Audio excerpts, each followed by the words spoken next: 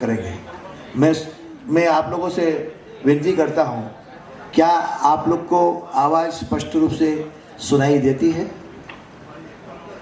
Is it okay? Is it clear everybody? साफ सुनाई देता है? तुषार भाई बराबर से? भरत भाई is okay? Alright, thank you. अभी हमें प्रत्यक्ष उन्हें सुनने का मौका मिल रहा है, तो वो हिंदू एकता, वक्फ बोर्ड और कितनी सारी चीज़ों के लिए कितना काम कर रहे हैं, ये हमें सबको ज्ञात है। तो वो एक वीर योद्धा है, तो योद्धा की तरह खड़े रहकर तालियों की गूंज में हम उनका स्वागत करेंगे। थोड़े ही समय में आ रहे हैं अश्विनी जी। यहाँ बाहर खड़े लोगों से फिर से एक बार निवेदन है कि पीछे की तरफ जगह है, तो कृपया अंदर आके स्थानापन्न हो जाइए ताकि बाद में तकलीफ ना हो। आदिवासी बालकों को अच्छी जीवन शैली देने के साथ साथ संपूर्ण परिवार का शारीरिक, सामाजिक एवं आर्थिक उत्थान करके इन्हें भारत की संस्कृति से जोड़ने एवं उनके मन की हीन भावना को दूर कर राष्ट्र की एकता एवं अखंडता के लिए एक मजबूत कल की परिभाषा दुनिया के समक्ष प्रस्तुत। वेदों की रक्षा ही हमारा सनातन धर्म की जड़ है। वेदों से ही हम जाने जाते हैं और वेदों में ही विधि निषेध का वर्णन है। यस्तु उपायो न विद्यते, जिसको और किसी उपाय से नहीं जाना जा सकता है उसको वेदों से जाना जाता है। हाँ भाई बोलो। बहुत अच्छा हमारे संस्थान द्वारा ये प्रयास बिल्कुल आशीर्वाद के योग्य है। जिनके प्रयासों के फलस्वरूप हर वर्ग से इस पुनीत कार्य के लिए अद्वितीय सहयोग संस्थान को प्राप्त हुआ है। छोटा उदेपुर जिले के नसवाड़ी तालुका में भेखड़िया नामक एक आदिवासी गांव है, जो एकमात्र गुजरात राज्य का व्यसन मुक्त गांव सिद्ध हुआ है, जहां सालों से श्री हनुमान रुद्र संस्थान द्वारा वनवासी जन कल्याण परिषद के आश्रम के माध्यम से 300 बालकों की भोजन, शिक्षा और संस्कार की व्यवस्था पूरी की जा रही है। इस भगीरथ कार्य में आपकी ओर से प्राप्त अमोघ पुण्य राशि निश्चित ही सच्ची राष्ट्र सेवा साबित होगी। हम सब मिलकर भारत माता के पावन चरण कमल में ये प्रार्थना करें कि हम सभी संगठित रहें और धर्म रक्षा, राष्ट्र रक्षा के लिए सदैव सामर्थ्य प्राप्त करते रहें। जय हिंद, वंदे मातरम, जय श्री राम।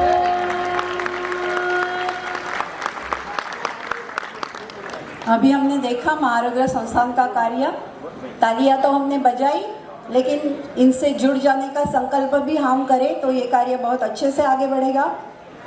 आज हमारे बीच उपस्थित सर्वोच्च अदालत के वरिष्ठ एडवोकेट श्री अश्विनी उपाध्याय जी का शाल, श्रीफल और सम्मान चिन्ह देकर स्वागत करने के लिए मैं श्री भार्गव भाई और श्री भरत भाई से अनुरोध करती हूँ।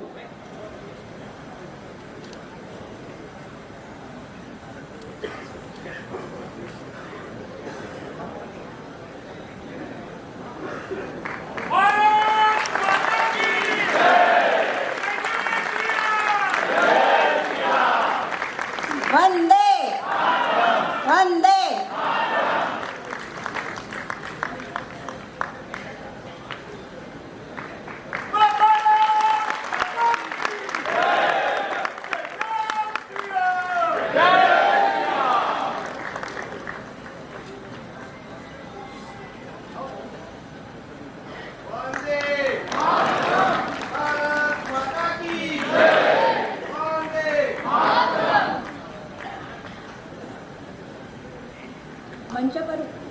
मंच पर उपस्थित गुजरात बार काउंसिल के चेयरमैन वंदे वंदे।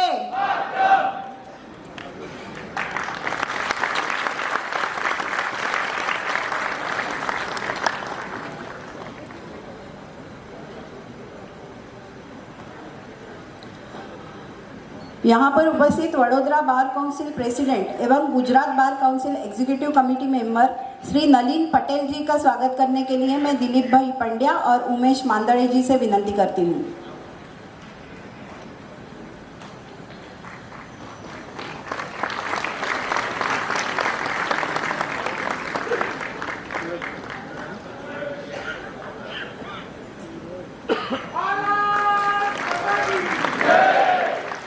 वंदे वंदे।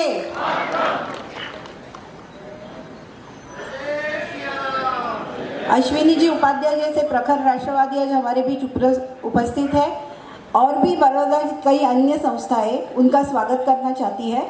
अखिल भारतीय ग्राहक पंचायत की ओर से मधुकर पाठक और कार्यकर्ता। अच्छा ठीक है, क्षमा प्रार्थी है, प्रवचन के बाद करते हैं। झट से मैं संस्था तथा आज के प्रमुख वक्ता श्री अश्विनी जी का परिचय देने का अनुरोध करती हूँ।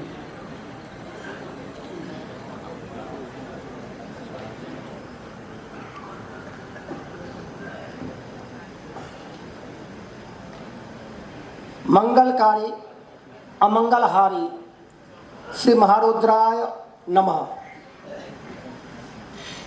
आप सब अपने बच्चे उपस्थित यानी आप सब हमारे बीच उपस्थित माननीय अश्विनी जी, जिनको हम सब जानते हैं कि वो सर्वोच्च अदालत के वरिष्ठ धाराशास्त्री रहे हैं, मगर आज एक उनका नया स्वरूप हमारे सामने है और वो स्वरूप ऐसे है कि आप सही मायने में वास्तविक अर्थ में सर्वोच्च न्यायालय के वरिष्ठ धाराशास्त्री तो हो गए ही, वो निशंक है, मगर आज हम सबके बीच में एक सनातन धर्म के योद्धा के रूप में उपस्थित है।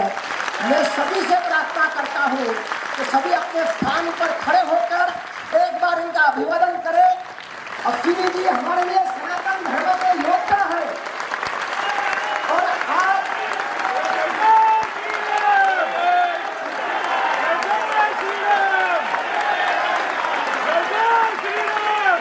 धन्यवाद, आप सबका धन्यवाद। माननीय अश्विनी जी, जो स्नेह बड़ौदा महानगर ने आपको आपके समक्ष प्रस्तुत किया है, वो स्नेह को आप देख ही रहे होंगे। हमारे कई मित्र जो हॉल में है, हॉल की क्षमता सीमित होने के कारण उनका असीमित स्नेह हॉल के बाहर बैठकर भी आपकी ओर प्रवाहित हो रहा है। मैं कुछ ज्यादा समय आपके और अश्विनी के बीच में लेना नहीं चाहता हूं, मगर श्री महारुद्र हनुमान संस्थान जिनकी डॉक्यूमेंट्री हमने देखी है, ये राष्ट्रीय और सामाजिक कार्य के साथ साथ वेद का पुनः प्रादुर्भाव हो, वेद की रुचाएं फिर महानगर में गूंजे, घर घर में गूंजे, इसके लिए वेद पाठशाला हो या तो चतुर्वेद सम्मेलन हो, ऐसे कार्यक्रम करते आए।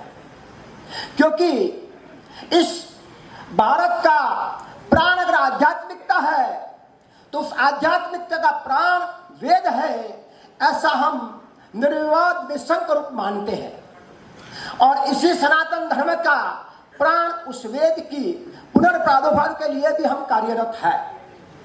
बाकी जो सेवा कार्य आपके सामने प्रस्तुत हुए, उसके एक अलग परिमाण आपके सामने प्रस्तुत करना चाहता हूं।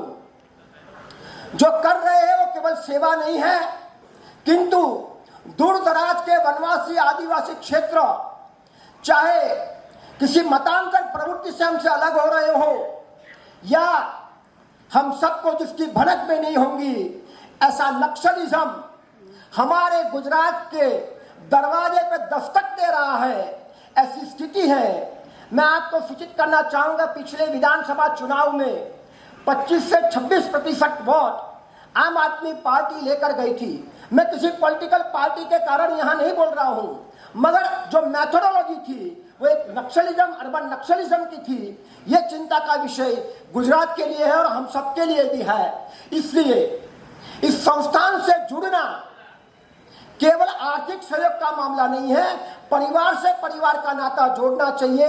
मैं आप सबको प्रार्थना करता हूं कि आपके घर में आपके बेटे होंगे, आपके पोते होंगे, उसमें एक पोते या एक पोती का आप ऐड कर दीजिए, उसको संभाल लीजिए, और वो आपकी पोती या पोता, आपका बेटा या बेटी यहाँ नहीं होगा मगर किसी नसवाड़ी में होगा, भेखड़िया में होगा, कवाट में होगा, देरियापाड़ा में होगा, ऐसे किसी छात्रावास में होगा, इस हेतु से जुड़े ये मेरा एक निवेदन, नम्र निवेदन था। अश्विनी जी हमारे बीच में है, 200 से अधिक PIL करते हुए एक योद्धा के रूप से सर्वोच्च न्यायालय में लड़ रहे हैं। पिछले सप्ताह मुझ पर उन्होंने एक फोटोग्राफ भेजी जिसमें पाँव में फ्रैक्चर था, इसके नीचे लिखा था doctor had asked to take 4 week rest. आज उस फोटो भेजे हुए 1 हफ्ता ही हुआ है, डॉक्टर ने 4 वीक का रेस्ट कहा है। अगर डॉक्टर न्यायालय में वकील होते तो अश्विनी जी पर केस दायर करते कि आपने मेरे साथ फ्रॉड किया है, मेरी बात नहीं मानी है, मगर डॉक्टर की अवहेलना करते हुए आपके स्नेह के कारण अश्विनी जी हमारे बीच उपस्थित है। मैं अश्विनी जी से मैं नम्र निवेदन करता हूं कि बड़ौदा की जनता केवल आपको सुनने के लिए नहीं आई है, मगर आपके साथ समर्थन में खड़े रहने के लिए आई है। ये बड़ौदा महानगर की ओर से मैं आपको वादा करता हूं। हमारा परम सौभाग्य है कि आज अश्विनी जी के साथ जो मंच को सुशोभित कर रहे हैं, ऐसे मेरे मित्र मगर गुजरात बार काउंसिल के अध्यक्ष आदरणीय जे पटेल जी अहमदाबाद से यहाँ आए और कल उन्होंने बताया, मैंने पूछा तो बता रहे थे कि भार्गव भाई हुक्म करो। मैंने बोला कि आप तो बार काउंसिल के अध्यक्ष हो, हमारे सर्वोच्च न्यायालय के वरिष्ठ धाराशास्त्री आ रहे हैं, तो आपको तो उनकी स्वागत के लिए आना है। शहर से स्वीकार किया, आप आए, मैं आपका बहुत बड़ा आभारी हूँ। और साथ में ही गुजरात बार काउंसिल का एग्जीक्यूटिव चेयरमैन और बड़ौदा बार काउंसिल के अध्यक्ष नलिन भाई भी हमारे साथ उपस्थित है, मैं उनका भी स्वागत करता हूँ। मेरे पश्चात व्यक्तिगत गीत होगा और व्यक्तिगत गीत के पश्चात माननीय अश्विनी जी का उद्बोधन होगा। मैंने अश्विनी जी को प्रार्थना की थी कि आपके पैर में तकलीफ है तो कृपया आप बैठकर बोलेंगे तो भी हमें अच्छा लगेगा, हमें तो केवल आपको सुनना है। अश्विनी जी का आग्रह रहा है। मुझे भी अभी भी एक बार आप सबकी ओर से नम्र निवेदन करता हूं कि अश्विनी जी आप यहाँ वहाँ बैठकर बोलेंगे तो भी हमारे लिए बहुत कुछ। अश्विनी जी को आप देख लेना, वो क्या करते हैं वो उनके पे ही निर्भर है। तो फिर से एक बार मेरे साथ भारत माता की जय का उद्घोष करिए और बाद में व्यक्तिगत गीत, और व्यक्तिगत गीत के पश्चात माननीय अश्विनी जी उपाध्याय। भारत माता की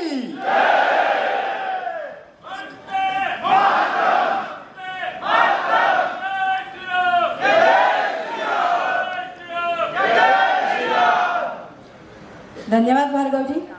भार्गव जी ने अभी एक परिवार की बात बहुत अच्छी कही कि दूर दराज के आदिवासियों को हम अपना परिवार चुने तो अच्छा होगा, क्योंकि हम सामान्य लोग हैं। राष्ट्रहित सर्वोपरि कितना भी बोले तो हमसे होता नहीं है, लेकिन अगर हम परिवार समझें तो ये बात ज़रूर होगी। तो जैसा कि मैंने पहले भी कहा और भार्गव जी ने परिचय में बताया कि हिंदू संगठन के बेहद देशप्रेमी वक्ता हमारे बीच मौजूद हैं, जिन्हें सुनने के लिए हम सब बेताब उत्सुक हैं। लेकिन अश्विनी जी के उद्बोधन के पहले मैं श्री कृष्ण भावे जी से अनुरोध करती हूँ कि देशभक्ति पर गीत के लिए मंच पर आए।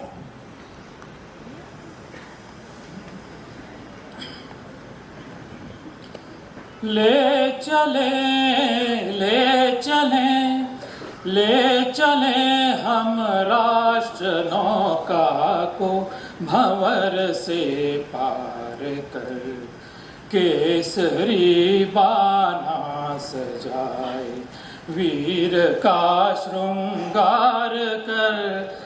ले चले हम राष्ट्र नौका को भंवर से पार कर, डर नहीं तूफान बादल का अंधेरी रात का, डर नहीं है धूर्त दुनिया के कपट के घात का। नयन में ध्रुव ध्येय के अनुरूप ही दृढ़ भाव भर ले चले हम राष्ट्र नौका को भंवर से पार कर। सिंधु से आसाम तक योगी शिला से मानसर गूंजते हैं विश्व जननी प्रार्थना के उच्च स्वर। सुप्त भावों को जगा उत्साह का संचार कर ले चले हम राष्ट्र नौका को भंवर से पार कर। शपथ लेकर पूर्वजों की आस हम पूरी करें। मस्त होकर कार्यरत हो ध्येयमय जीवन भरें। दे रहे युग को चुनौती आज हम ललकार कर। ले चले हम राष्ट्र नौका को भंवर से पार कर। केसरी बाना सजाए वीर का श्रृंगार कर। ले चले हम राष्ट्र नौका को भंवर से पार कर। धन्यवाद।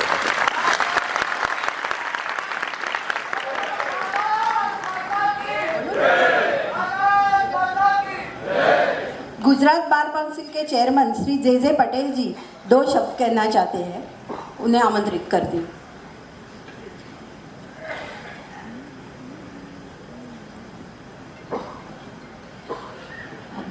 हमारे अधिवक्ता का मौन ठीक नहीं होता। जब महात्मा गांधी जी ने मौन रखा तो इस देश के हिंदुस्तान के इतिहास को पलट कर रख दिया था। और इस देश के इतिहास में जो भी क्रांति हुई है, चाहे वो आर्थिक क्रांति हो, वैचारिक क्रांति हो या देश की आजादी की लड़त हो, इन सभी में प्रथम हरोड़ के नेता वकीलों के थे, अधिवक्ताओं थे। और आज एक अधिवक्ता जब मौन हो गया है तो समझ लेना आने वाले इतिहास इस देश का बहुत बड़ा साक्षी बन के खड़ा होगा। हमने जब सोमनाथ से समस्तीपुर तक की यात्रा निकाली, जब सोमनाथ में जब रथ यात्रा प्रारंभ हुई तो सोमनाथ में एक पत्रकार परिषद हुई थी और उस पत्रकार परिषद में अडवाणी जी को एक सवाल किया गया कि एक राम मंदिर के निर्माण के लिए क्यों ये रथ यात्रा निकालते हो, आप क्यों प्रचार करते हो, क्यों कष्ट करते हो। और उसी पत्रकार परिषद में एक सवाल यह भी हुआ था कि राम जी का जन्म अयोध्या में हुआ, इसका कोई प्रमाण पत्र आपके पास है? तब अडवाणी जी ने कहा था हमारे पास कोई प्रमाण पत्र नहीं है, लेकिन इस देश के हजारों लाखों सैकड़ों हिंदुओं की भावना है कि प्रभु राम जी का जन्म अयोध्या में हुआ था तो अयोध्या में ही हुआ था और इसीलिए ये रथ यात्रा निकली थी। और ऐसे ही अश्विनी ने सुप्रीम कोर्ट में राम मंदिर के लिए पिटीशन डालनी भी थी। ये कोई सामान्य परिवर्तन नहीं होता है। लाल बाग में पाकिस्तान में कुछ आतंकवादी घुस गए। जब पाकिस्तान की सरकार को पता चला कि लाल बाग में आतंकवादी है तो चारों ओर से घेर लिया गया और जब आतंकवादी ने हाथ ऊंचा करके शरणागति स्वीकारी तो पाकिस्तान की गवर्नमेंट ने उन आतंकवादियों को मार दिया था। जो राष्ट्र देश सारे विश्व में आतंकवादियों सप्लाई करने का काम करता है, वो राष्ट्र भी अपने देश में आतंकवादियों को सह नहीं करता, उसको मार गिराता है। हिंदुस्तान में जब संसद पे हमला हुआ और जिस अफजल को ट्रायल कोर्ट से सुप्रीम कोर्ट तक फांसी हुई, उसको फांसी नहीं करने का ये यूपीए गवर्नमेंट ने किया था, तब अश्विन निकला था। और ऐसे हजारों अश्विन जब न्यायपालिका का सहारा लेकर इस देश के नए इतिहास के निर्माण के लिए निकले हैं, तो बार काउंसिल ऑफ गुजरात के चेयरमैन, गुजरात के अधिवक्ता को मुखिया की हैसियत से मुझे आना चाहिए और मेरा कितने भी काम थे उस छोड़कर मैं अश्विनी जी को मिलने इधर आया। बहुत सारा बोल सकता हूं, लेकिन जहां अश्विनी होता है वह हमें बोलना नहीं चाहिए। वो क्या काम करता है आपको पता ही नहीं है। उनकी कलम से हिंदुस्तान का अगर निर्माण होता है, इसमें मैं गलत नहीं, क्योंकि न्यायपालिका को अपनी ओर लाना और हिंदुस्तान की जनता के प्रति जो वैमनस्य हो रहा था, उनको बाहर निकालने का काम अधिवक्ता की ओर हो रहा है। और मैं भारतीय जनता पार्टी की कोई बात इस मंच से करना नहीं चाहता, लेकिन नरेंद्र मोदी जी ने जो काम किया है, जो संकल्प पत्र में इस देश के निर्माण के लिए वचन दिया था, वो सभी संकल्प पूरा किया है। और मैं कानून का पिछले 48 साल से वकीलात कर रहा हूं। हमारी 3 कानून को बदला गया, 370 को हटा गया। जिन संकल्प पत्र में जो भी किया वो नरेंद्र मोदी जी ने किया है, और हिंदुस्तान के इतिहास में एक नया इतिहास जुड़ गया है कि किसी भी पॉलिटिकल पार्टी को, राजनीतिक दल को अगर वोट लेने जाना है तो जो वचन देते हैं उसे पूर्ण करना होगा। ये बात भारतीय जनता पार्टी की सरकार ने दुनिया के सामने रख दिया है। इसी अभिप्राय भारत माता की जय।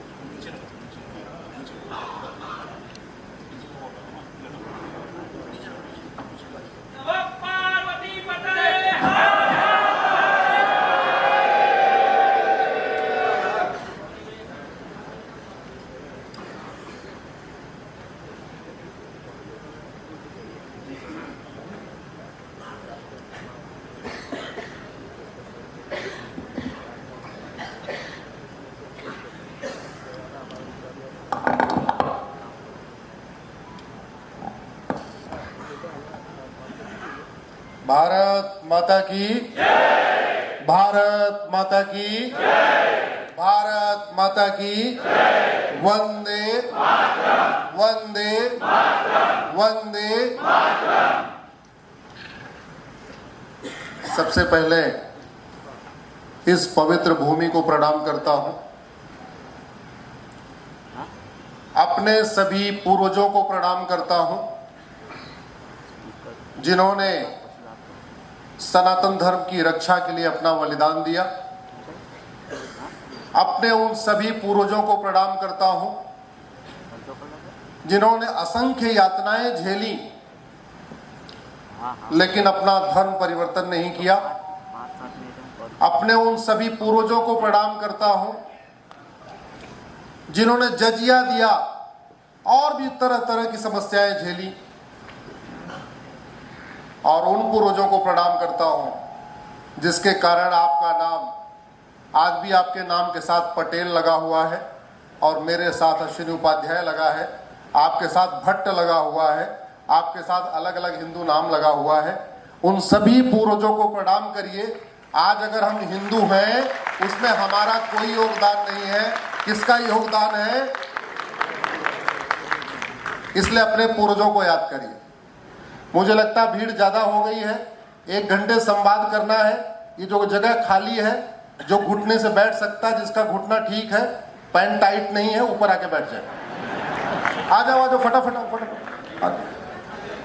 ऊपर आ जाओ, ऊपर पैंट फटने ना पाए, ध्यान रखना बस। आ जाओ। मंच केवल वक्ता के लिए थोड़ी होता है, सबके लिए होता है। आ जाओ, इधर भी आ जाओ, इधर भी बैठो। नमस्ते। जल्दी सेटल हो जाओ। पीछे वाले 1 घंटे से बैठे हुए, थोड़ा अगर खड़े हो के अपनी स्ट्रेचिंग करना है तो कर सकते हैं।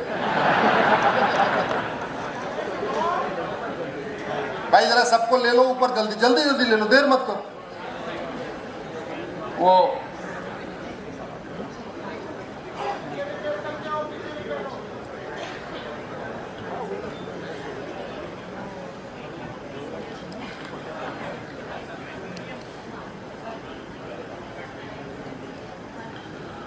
सबसे पहले आदरणीय बड़े भाई भार्गव भट्ट जी को आपको धन्यवाद देता हूँ। कर्णावती से आए होंगे, वो भी बैठे हुए हैं उधर। हमारे बहुत सारे कार्यक्रम कराते रहते हैं, गुजरात में करीब 10 से ज्यादा कार्यक्रम कराया उन्होंने।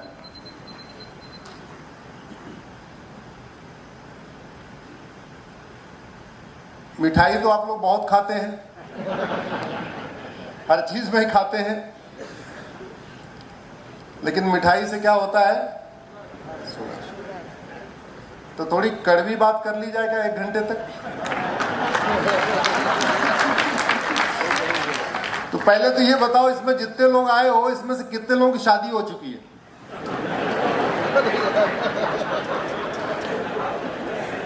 अब ईमानदारी से ये बताओ, जिनकी शादी हुई उसमें से कितने लोग जोड़े से, कितने लोग अकेले आए हैं? और नीचे हाथ करो। अब कितने लोग जोड़े से आए हैं? अरे भाई, ऐसे कार्यक्रम में अकेले मत आया करिए। हमारे कार्यक्रम में तो अकेले बिल्कुल मत आया करिए, और परिवार को लेकर आया करिए, बच्चों को लेकर आया करिए, बड़ा आवश्यक है। मैं बाहर वालों को भी धन्यवाद दूंगा जो बाहर बैठे हुए हैं। अब तो स्टेज भी भर गया है, उनको भी नहीं बुला सकते कि उनको बैठाएंगे कहाँ यहाँ पे। आप लोग गुजरात में बिजनेस व्यापार बहुत होता है, तो बिजनेस व्यापार में एक हम टर्म यूज करते हैं, रिस्क असेसमेंट। वकालत मैंने बाद में किया, पहले मैं इंजीनियर था और मैं मारुति में था, तब वो गवर्नमेंट की कंपनी हुआ करती थी। तो मैंने जापानियों के साथ रिस्क असेसमेंट बहुत सीखा, तो आज यही थोड़ा रिस्क असेसमेंट करते हैं। जिन्ना की संख्या बढ़ रही है या घट रही है? जोर से बोलिए जरा। अगले 1 घंटे ऐसे ही चलेगा। आपको तेज तेज बोलना है, अपने जो मन में आए उत्तर दीजिए, लेकिन उत्तर इतना तेज दीजिए कि आपकी आवाज यहां तक आ जाए, क्योंकि अल्टीमेटली साउंड यहीं से रिकॉर्ड हो रहा है। तो जिन्ना की संख्या बढ़ रही है कि घट रही है? तो खतरा बढ़ रहा है कि घट रहा है? औरंगजेब की संख्या बढ़ रही है घट रही है? तो खतरा बढ़ रहा है कि घट रहा है?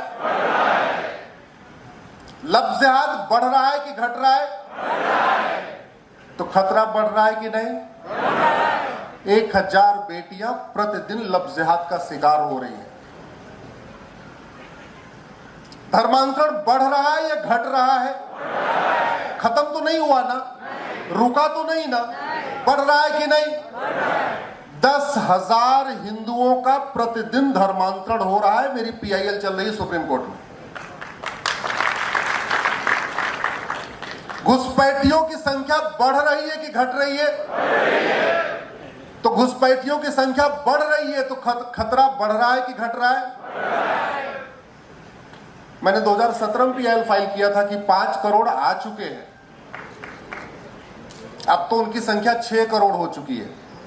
और भारत का ऐसा कोई शहर नहीं है जहां बांग्लादेशी रोहिंग्या नहीं पहुंच चुके हैं। आपके बड़ौदा में जाके देखिएगा, रेलवे लाइन के किनारे, एयरपोर्ट के किनारे या जो और खाली जमीनें होंगी वहां बस्ती बस चुकी है। ड्रग्स जिहाद बढ़ रहा है कि घट रहा है? बढ़ रहा है। और आज की नई बात आपको बता दूं, ड्रग में नपुंसकता की दवाई मिलाई जा रही है, बाजपन की दवाई मिलाई जा रही है। ये बहुत बड़ा खतरा है। और जनसंख्या विस्फोट खत्म हुआ क्या? जनसंख्या विस्फोट के कारण रेशियो चेंज हो रहा है कि नहीं? हो रहा है। पता करना है तो मैं बहुत सिंपल फार्मूला बताता हूं। अपने म्युनिसिपल वार्ड की वर्तमान वोटर लिस्ट और 25 साल पुरानी वोटर लिस्ट को कंपेयर कर लीजिए। अपने विधानसभा की वर्तमान वोटर लिस्ट और 25 साल पुरानी वोटर लिस्ट कंपेयर कर लीजिए, और अपने लोकसभा की वर्तमान वोटर लिस्ट और 25 साल पुरानी वोटर लिस्ट कंपेयर कर लीजिए। यानी 2024 में जब चुनाव हुआ तो वोटर लिस्ट अपडेट हुई है, इस वाले वोटर लिस्ट में हिंदू और कन्वर्टेड हिंदू का क्या रेशियो है, उसको 99 में जो लोकसभा चुनाव हुआ था उस समय हिंदू और कन्वर्टेड हिंदू में क्या रेशियो था, उसको चेक कर लीजिए। तो लव जिहाद बढ़ रहा है, लैंड जिहाद बढ़ रहा है, ड्रग्स जिहाद बढ़ रहा है, घुसपैठ जिहाद बढ़ रहा है, जनसंख्या जिहाद बढ़ रहा है, पत्थरबाजी बढ़ रही है, बाबर की संख्या बढ़ रही है, औरंगजेब की संख्या बढ़ रही है, तुगलक की संख्या बढ़ रही है। तो खतरा बढ़ रहा है कि घट रहा है? इसलिए कहा था अगले 1 घंटे तक मिठाई नहीं बल्कि कड़वी सच्चाई, क्योंकि मीठा झूठ बोलने के लिए बहुत लोग हैं। सवाल ये, इसका समाधान क्या है? रुकेगा कैसे? जो समस्या भारत में है ये चीन में है क्या? जापान में है क्या? सिंगापुर में है क्या? अरे बाकी तो छोड़ो, दुबई में नहीं है। दुबई में हिंदू 10% से कम है, और उत्तर प्रदेश के संभल में भी हिंदू 10% है। आपने अगर होली के दिन विजुअल देखा होगा तो संभल में बहुत बड़ी मात्रा में पुलिस लगाना पड़ा था होली खेलने के लिए, और कितने हिंदू हैं? 10%। और दुबई में भी धूमधाम से होली हुई, पुलिस लगाना पड़ा क्या? दुबई वाले भारत शिफ्ट हो रहे हैं या भारत वाले दुबई शिफ्ट हो रहे हैं? जोर से बोलिए जरा। दुबई शिफ्ट हो रहे हैं। इसका मतलब भारत के बड़े व्यापारियों को, मारवाड़ियों को, गुजरातियों को, अग्रवाल को, माहेश्वरी को भारत असुरक्षित दिखता है, दुबई सुरक्षित दिखता है। क्यों? अंतर जानते हैं?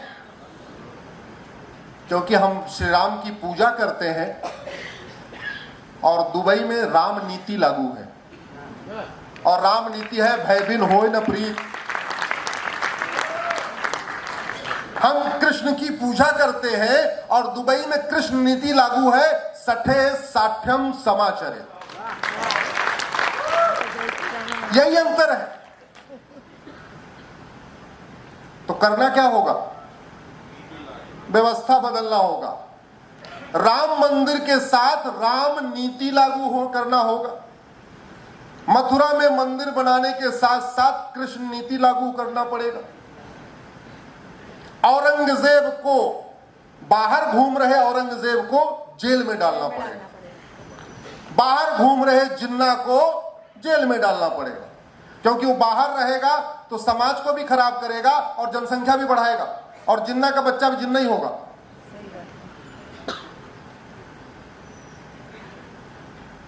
नागपुर में हिंदू कितने हैं? 90% है ना? 90%।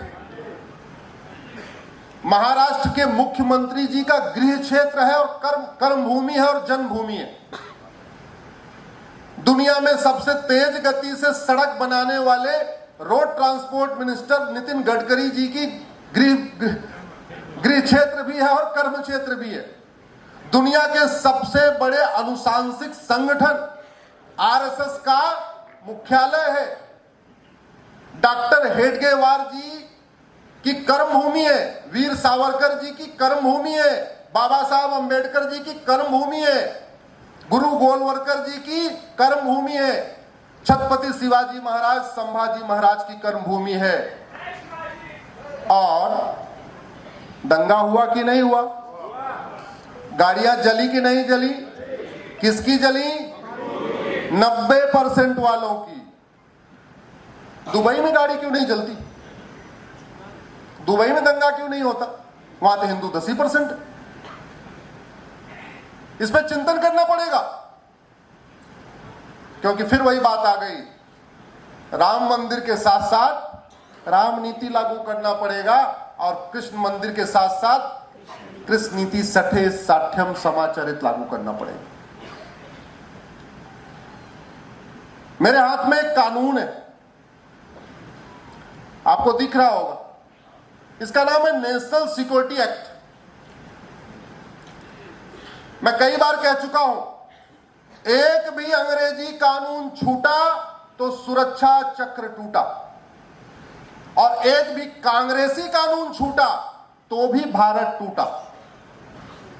क्योंकि जो काम मुगलों ने तलवार के दम पे किया वो सारे काम अंग्रेजों ने कानून बना के किया, और जो काम मुगल और अंग्रेज नहीं कर पाए थे वो सारा का सारा काम कांग्रेस ने संसद में कानून बना के किया। नागपुर में दंगे का मूल कारण क्या है कि कुछ लोग औरंगजेब की कब्र बनाए, कब्र बना के सिंबॉलिकली कब्र बनाई और कब्र बना के खोद दिया, खोद के वहां आग लगा दिया। भारत में होना चाहिए क्या? कांग्रेस ने 1958 में कानून बनाया था, उसका नाम है एंशिएंट मॉन्यूमेंट एक्ट, और वो बना के उसने सारे वहशी दरिंदों के मकबरों को, सारे उनके कब्रों को, सारे उनकी दरगाहों को, सारे उनकी जो भी निशानियां थी उसको सुरक्षित कर दिया। भारत का संविधान कहता है एक संप्रभु राष्ट्र बनाओ, और जो सरकार के सांसद विधायक मंत्री होते हैं उनको किस लिए वेतन भत्ता मिलता है? संविधान में लिखी हुई बातों को लागू करने के लिए। और संप्रभु का मतलब होता है ना गुलामी का नाम हो ना गुलामी का निशान हो। तो करना क्या था? एक भारतीय धरोहर संहिता बनाना था और सारे गुलामी के नामों निशान मिटा देना था। वो नहीं किया। 1958 में एंशिएंट मॉन्यूमेंट एक्ट बनाया, एक एएसआई बनाया, और बना बना के सारे वहशी दरिंदों की दरगाह, मकबरा, ये वो सबको प्रोटेक्ट कर दिया। और वहां लगभग साल में 5000 करोड़ रुपए पूरे देश में वहशी दरिंदों की मजारों को, कब्रों को सुरक्षित करने पे खर्च हो रहा है। और वो जो 5000 करोड़ खर्च हो रहा है वो किसके पैसे से आ रहा है? जोर से बोलिए जरा। आपके इनकम टैक्स से, आपके जीएसटी से, आपके टोल टैक्स से, आपके रोड टैक्स से, आपके वैट से वहशी दरिंदों की कब्र को सुरक्षित किया जा रहा है। अगर वो कानून नहीं होता तो हमारे देश के बहुत सारे युवा ऐसे ही है, ऐसे धीरे धीरे एक एक ईंट उखाड़ते उखाड़ते अब तक औरंगजेब की कब्र खत्म हो चुकी होती। लेकिन कानून बना के प्रोटेक्ट कर दिया, वहां एएसआई खड़ी हो गई, वहां पुलिस खड़ी हो गई, और ये कहा अगर कब्र हटाओगे 3 साल की सजा होगी, तो कब्र ज्यों की त्यों है। भारत और चीन में अंतर क्या है? हम 1947 में आजाद हुए और 1958 में कानून बना के गुलामी के नामों निशान को कंटिन्यू किया, और चीन हमसे 2 साल के बाद आजाद हुआ, 1949 में आजाद हुआ। उसने 1 साल के अंदर 1950 आते आते पूरे चीन से गुलामी का नामो निशान मिटा दिया, स्कूल के सिलेबस से हटा दिया। चीन के लोगों को पता ही नहीं कि वो जापान के गुलाम थे, और हम बड़े गर्व के साथ कह रहे हैं 500 साल इनके रहे, 200 साल इनके रहे। अरे गुलामी का नामो निशान कोई रखने की चीज है क्या?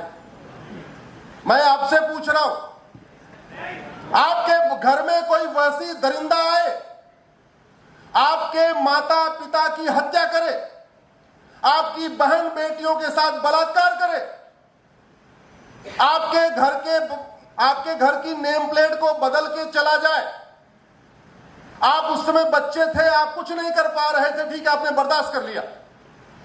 लेकिन जब आप बड़े हुए, सक्षम हो गए, इस स्थिति में आ चुके हैं कि उसकी नेम प्लेट हटा देना चाहिए, तो हटाएंगे या कंटिन्यू करेंगे? जोर से बोलिए जरा।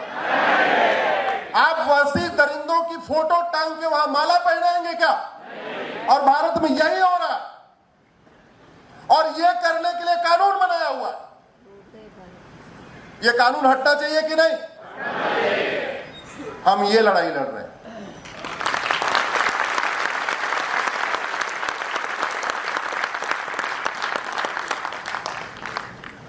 हम लड़ाई लड़ रहे हैं कि गुलामी के नाम हटे, गुलामी का निशान हटे, गुलामी की कुरीतियां खत्म हो, गुलामी की कुप्रथाएं खत्म हो, गुलामी की शिक्षा बदले, गुलामी की प्रशासनिक व्यवस्था बदले, गुलामी की न्यायिक व्यवस्था बदले, गुलामी की टैक्स व्यवस्था बदले, गुलामी की व्यापार व्यवस्था बदले, गुलामी की चुनाव व्यवस्था बदले, गुलामी की कानून व्यवस्था बदले।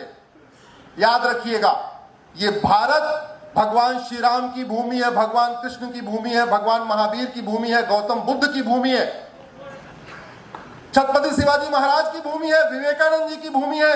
इसके बावजूद घूसखोरी है, कमीशनखोरी है, जमाखोरी है, मिलावटखोरी है, कालाबाजारी है, नशा तस्करी है, मानव तस्करी है, सोना तस्करी है, लब जिहाद हो रहा है, लैंड जिहाद हो रहा है, धर्मांतरण हो रहा है, घुसपैठ हो रहा है, और हम सिकुड़ते चले जा रहे हैं। ये जो 3 महापुरुषों ने अपना बलिदान दिया था, आज ये गुलामी के नामो निशान को मिटाने के लिए दिया था या गुलामी के निशान को कंटिन्यू करने के लिए दिया था? आवाज उठाइए, सबको आवाज उठाना पड़ेगा। इसीलिए हमने तय किया Monday to Friday Supreme Court और सैटरडे संडे आपके बीच में।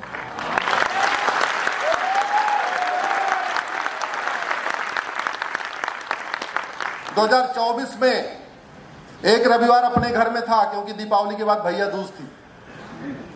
2023 में 2 रविवार अपने घर में था, क्योंकि एक रविवार को होली थी, एक रविवार को दीपावली थी। अभी सतत प्रक्रिया हो गई है, Monday to Friday Supreme Court, Saturday Sunday आपके बीच में। और वो इसलिए भी कहते नहीं, अवसर अनुकूल हो तो सारे काम कर लेना चाहिए। आज की डेट में अवसर अनुकूल है कि नहीं? जोर से बोलिए जरा। जो हम चाहते हैं वो आज हो सकता है कि नहीं? तो लेकिन डेमोक्रेसी में डिमांड होती है तब सप्लाई होती है, तो डिमांड करो तो सप्लाई होगी। 1,500 अंग्रेजी कानून खत्म हो गए पिछले 10 साल में। अब 222 बचे हुए, बस अब उनके पीछे पड़े हुए। और ऐसे ही 50 घटिया कानून कांग्रेस ने बनाए हुए। कांग्रेस ने एक भी कानून अच्छे मन से भारत में बनाया ही नहीं, और इसके लिए मैं किसी भी मंच से, किसी भी दिन, किसी भी समय कांग्रेस के किसी भी नेता से खुले बहस के लिए तैयार हूं। मुझे कांग्रेस का कोई नेता एक कानून बताए 50 साल के शासन में कि ये जो कानून था, ये हमने भारत की मजबूत करने के लिए, भारत की संस्कृति को मजबूत करने के लिए, भारत की परंपरा को मजबूत करने के लिए, भारत की जो डेमोग्राफी डिसबैलेंस है उसको ठीक करने, एक कानून बता दे। और मैं 50 कानून कई बार बोल भी चुका हूं, शायद मेरे जो लोग यूट्यूब 50 कानून बता सकता हूं जो भारत कांग्रेस ने संसद में भारत को बर्बाद करने के लिए बनाया। पहले कांग्रेस को हटाओ।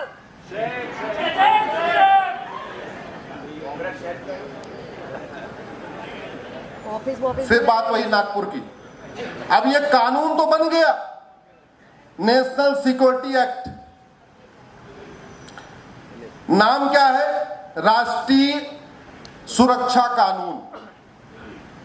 नाम से क्या समझ में आ रहा है आपको? कि राष्ट्र की सुरक्षा के लिए जो खतरा है उससे निपटने के लिए इसको बनाया हुआ है। नाम से ही समझ में आ रहा है ना? हाँ। लब जिहाद राष्ट्र की सुरक्षा के लिए खतरा है कि नहीं? लेकिन कभी एनएसए लगा क्या? ड्रग्स जहाज राष्ट्र की सुरक्षा के लिए खतरा है कि नहीं? कभी एनएसए लगा क्या? नहीं। लैंड जहाज राष्ट्र की सुरक्षा के लिए खतरा है क्या? कभी एनएसए लगा क्या? घुसपैठ राष्ट्र की सुरक्षा के लिए खतरा है, कभी एनएसए लगा क्या? नहीं। जानते हैं क्यों? क्योंकि नाम है राष्ट्रीय सुरक्षा कानून, और राष्ट्र की सुरक्षा के लिए खतरा क्या होता है इसमें लिखा ही नहीं है।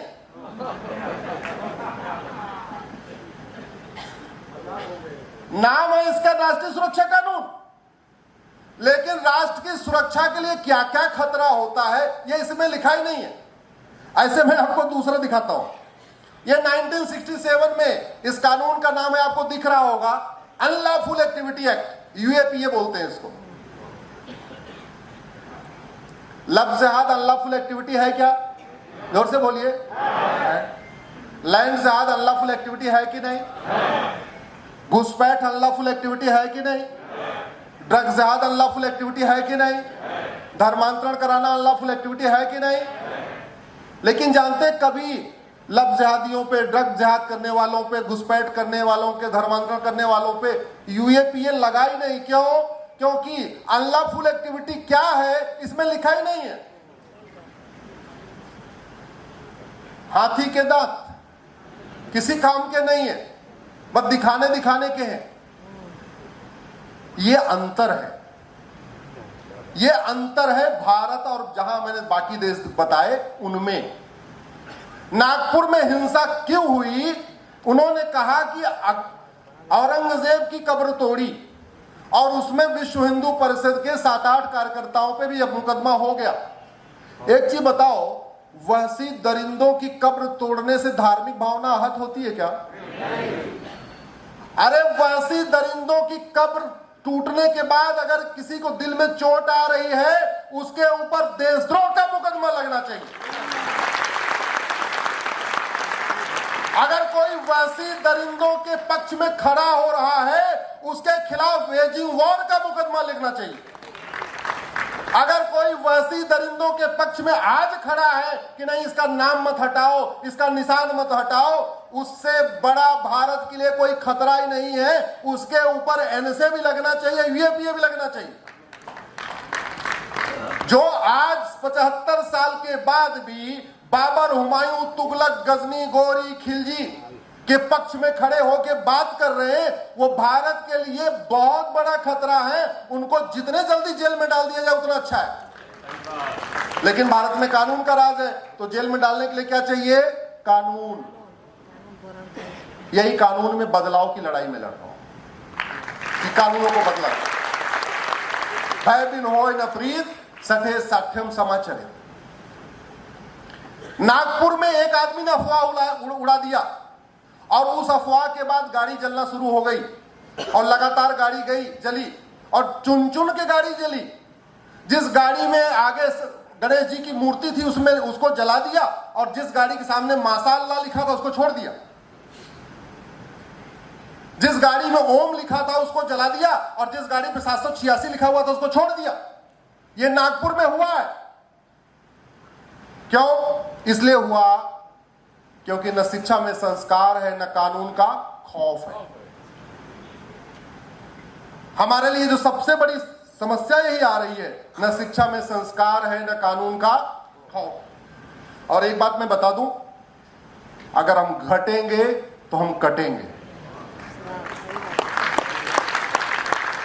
और जब जब घटे तब तब कटे, और जहां जहां घटे वहां वहां कटे।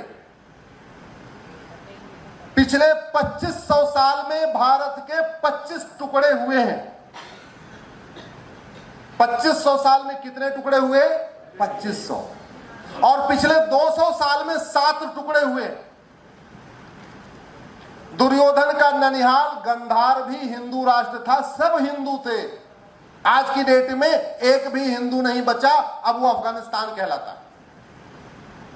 राजा भरत का ननिहाल कैकेय, जहां से माता कैकेयी आई थी, वो भी हिंदू राष्ट्र था। आप केवल 1.5% हिंदू बचे हैं, अब वो पाकिस्तान कहलाता है। ईस्ट बंगाल बांग्लादेश कहलाता है, वो भी हिंदू राष्ट्र था, अब केवल 6 या 7% के आसपास बचे। कश्मीर में भी 100% हिंदू थे और अब केवल बचे हैं 2%। मेघालय में भी 100% हिंदू थे, अब केवल बचे हैं 2%। लक्षद्वीप में भी 100% हिंदू थे, अब केवल बचे हैं 2%। नागालैंड में 100% हिंदू थे, भीम की ससुराल थी, घटोत्कच का जन्म वहां हुआ। जो आप खाटू श्याम जी की पूजा करते हैं, वो बर्बरीक का जन्म स्थान नागालैंड है। उस नागालैंड में हिंदू केवल 8% बचे। अफगानिस्तान से खत्म हो गए, पाकिस्तान से खत्म हो गए, बांग्लादेश से खत्म हो गए, म्यांमार से खत्म हो गए। मालदीव जो मल्लदीप था, राजा राज चोल जहां राज किया करते थे, दक्षिण भारत का हिस्सा था विजयनगरम साम्राज्य का, उसको अब मालदीव कहते हैं। बाकी तो छोड़ो, भारत के 9 राज्यों में खत्म हो गए। 800 जिलों में से 200 जिलों में खत्म हो गए। 6000 तहसीलों में से 1500 तहसीलों में खत्म हो गए। भारत के बॉर्डर पे जो 300 तहसीलें हैं, उनमें 300 की 300 तहसीलों की डेमोग्राफी बदल गई है। और ये सारा खेल हुआ है पिछले 75 साल। लेकिन जागरूकता ही नहीं है, लोगों को पता ही नहीं है कि एक परिवार ने भारत को किस तरीके से दोबारा बर्बाद करने के लिए क्या क्या सिचुएशन पैदा किया। और स्थिति यह है कि पहले तो कश्मीर को अलग करने की मांग चल रही थी, आजकल नॉर्थ ईस्ट से आवाज उठ रही है, हमको एक क्रिश्चियन कंट्री भी बनाना है। ये तो सही समय पे आप लोगों ने अपने 2 पुत्र भेज दिए दिल्ली यहां से।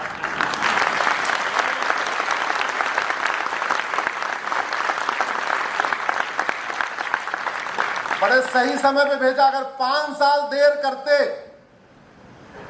तो जैसे दिल्ली में दंगा हुआ ना, हम तो बच गए, भगवान जाने और क्या क्या होता दिल्ली में। पूरे देश को यहां बॉर्डर पे था देश, बिल्कुल बॉर्डर पे था। एक बार अगर खटाखट स्कीम, फटाफट स्कीम, सटासट स्कीम चल गई होती और एक बार लोग और गलती से वोट कर गए होते तो देश तो गया था। बड़े मुश्किल से बाउंड्री से संभला जाके। अब आप लोग तो मुझे पता है, आप सब तो अपने ही हैं, क्योंकि वीडियो बहुत सारे लोग देखेंगे, इसलिए सबको बताना पड़ेगा कि क्या क्या महापाप हुआ है हमें खत्म करने के लिए। लेकिन अब मैंने कहा अवसर अनुकूल है तो जो समस्याएं हैं उनका समाधान करना चाहिए। जैसे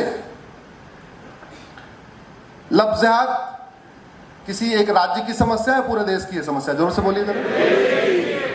धर्मांतरण किसी एक राज्य की समस्या है कि पूरे देश की। तो सबसे बढ़िया तरीका यह है, ये जो नई वाली भारतीय न्याय संहिता बनी है, इसी में एक चैप्टर जोड़ दिया जाए, ऑफेंस रिलेटिंग टू कन्वर्जन। और मैं आपसे पूछ रहा हूं, जिस समस्या से लड़ने के लिए हमारे पूर्वजों ने बलिदान दे दिया, गुरु तेग बहादुर जी ने अपना शीश कटवा दिया, गुरु गोविंद सिंह जी ने पूरा परिवार ने उछावर कर दिया, छत्रपति शिवाजी महाराज, संभाजी महाराज ने पूरा अपना बलिदान दे दिया। अगर आपने छावा देखी होगी तो उसमें क्या है, लास्ट में क्या कहता है, कन्वर्ट होगा क्या? अगर वो कन्वर्ट हो जाते तो उनकी हत्या करता क्या? लेकिन बोले नहीं, धर्मांतरण नहीं करूंगा। जिस धर्मांतरण को रोकने के लिए हमारे पूर्वजों ने इतना बड़ा बलिदान किया, उस धर्मांतरण को रोकने के लिए कठोर कानून बनना चाहिए कि नहीं? ये धर्मांतरण को राष्ट्र की सुरक्षा के लिए खतरा घोषित करना चाहिए कि नहीं? धर्मांतरण को देश की एकता खतरे के लिए खतरा घोषित करना चाहिए कि नहीं? ये धर्मांतरण अपने आप में वेजिंग वॉर है। क्यों? क्योंकि मुगल यहां सत्ता के लिए नहीं आए थे। बहुत बड़ी गलतफहमी है, आपको वामपंथी झूठा इतिहास पढ़ाते हैं। मुगल केवल और केवल इस्लाम को फैलाने आए थे। सत्ता तो उनके लिए साधन था, क्योंकि सत्ता प्राप्त करके कन्वर्ट करना आसान होता है। क्योंकि सत्ता होगी तभी तो जजिया लगाएंगे, सत्ता नहीं होगी तो जजिया कैसे लगाएंगे?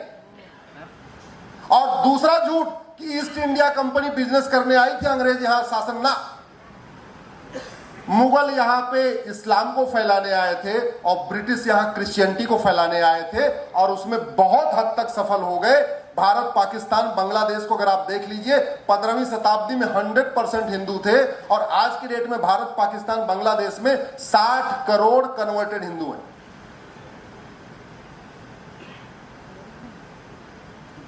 और और पूरा नॉर्थ ईस्ट हमारा कन्वर्ट हो चुका है, अब तो पंजाब भी कन्वर्ट हो रहा है। ऐसे में एक समय आ चुका है कि इसमें एक ऑफेंस रिलेटिंग टू कन्वर्जन जोड़ा जाए। दूसरा एक बहुत बड़ी समस्या चल रही है जिससे डेमोग्राफी बदल रही है, वो है घुसपैठ।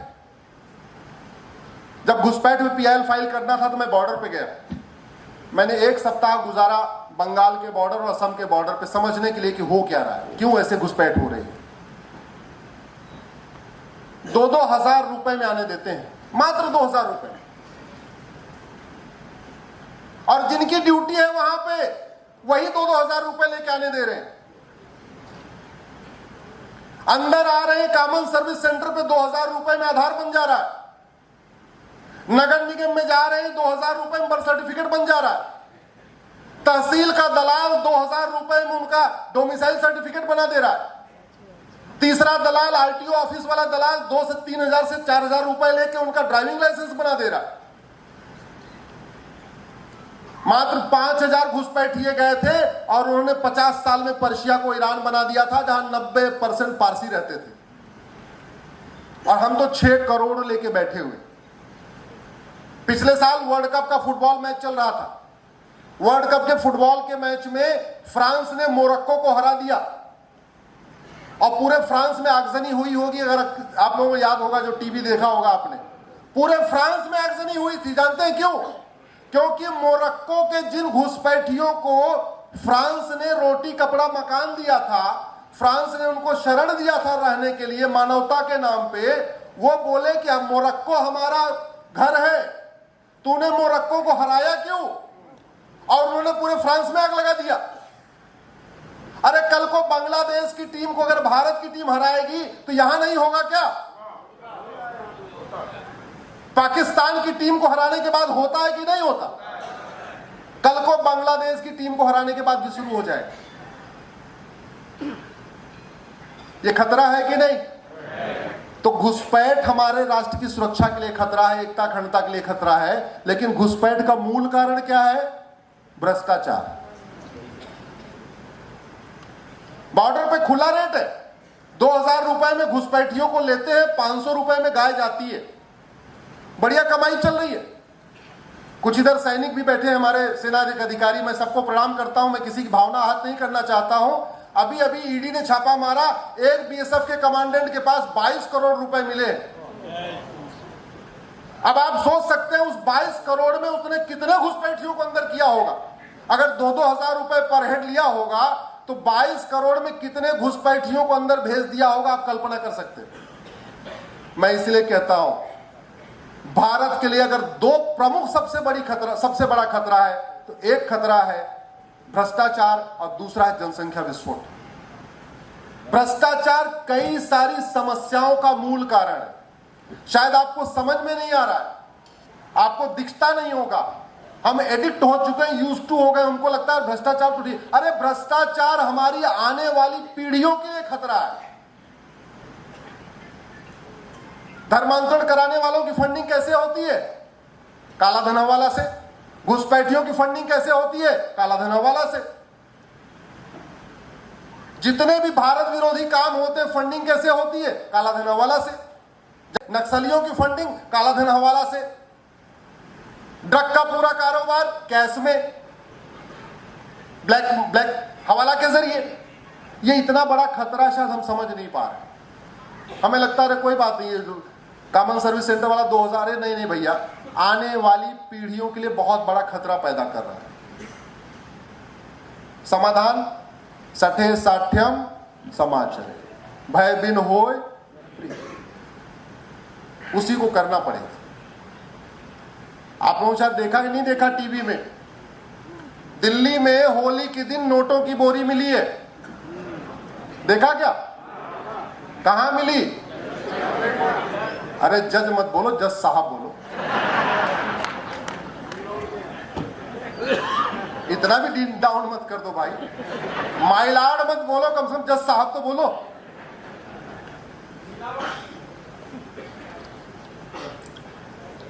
तो ये जो पैसा आया होगा किसी गरीब ने दिया होगा क्या?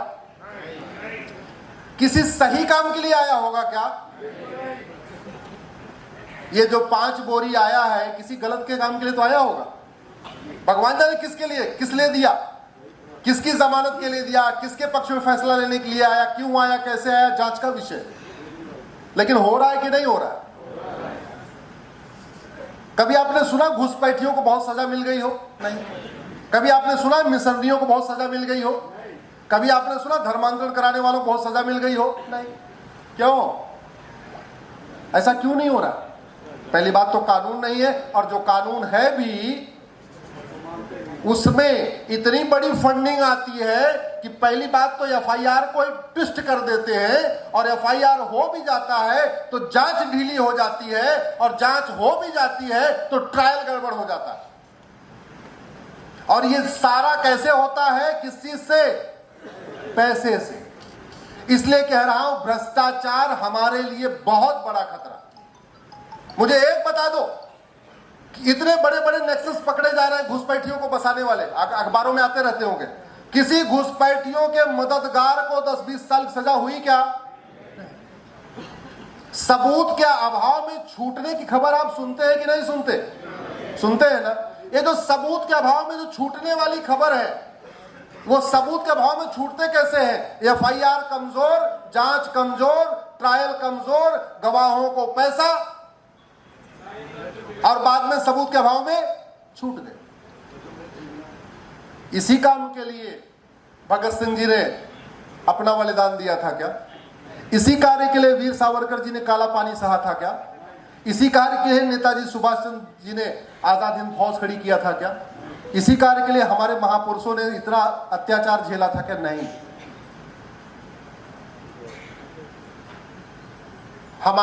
हम सिकुड़ रहे हैं, शायद आपको समझ में नहीं आ रहा। हम खत्म हो रहे हैं, आपको समझ में नहीं आ रहा। और क्यों नहीं समझ में आ रहा है? वो एक स्वभाव है। मेढक बैठा रहे, उसके ऊपर एकाएक खौलता पानी डाल दीजिए तो मेढक उछल के भाग जाएगा। लेकिन मेढक को एक बड़े से पतीले में नॉर्मल पानी में रख के उसको गैस के ऊपर रख दीजिए और गैस को सिम कर दीजिए, जिससे वो धीरे धीरे गर्म हो, तो 95 डिग्री तक मेढक आनंद लेगा गर्म पानी का, और थोड़ी देर के बाद 100 हो जाएगा, वो फिर कूदने लायक, उछल के भागने लायक बचेगा ही नहीं।